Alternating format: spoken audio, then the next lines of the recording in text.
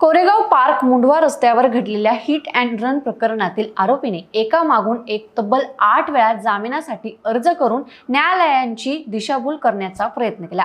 मात्र पुणे सत्र न्यायालयाने आरोपी आयुष प्रदीप तायल याचा जामीन अर्ज फेटाळून कायदेशीर प्रक्रियेचा दुरुपयोग केल्याप्रकरणी त्याच्यावर 1 लाख रुपयांचा दंड ठोठावलाय। हा आदेश अतिरिक्त सत्र न्यायाधीश MG चव्हाण यांनी दिलाय। आदेशात त्यांनी नमूद केलंय की आरोपीने स्वच्छ हेतूने न्यायालयात येण्याऐवजी खोटेपणा, दिशाभूल आणि माहिती लपवण्याचे प्रयत्न केले।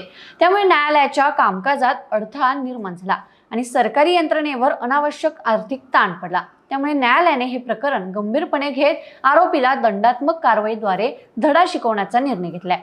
न्यायाधीश चव्हाण यांनी आदेशात स्पष्ट केले की चांगले पीक घेण्यासाठी चांगल्या बियाण्यांची गरज असते, मात्र बियाणंच खराब असेल तर पीक अपेक्षित कसं राहील। पक्षकाराचं वर्तन जर अयोग्य असेल तर अशा प्रकरणाची हाताळणी अधिक सावधगिरीने करावी लागते, असं त्यांनी म्हटले।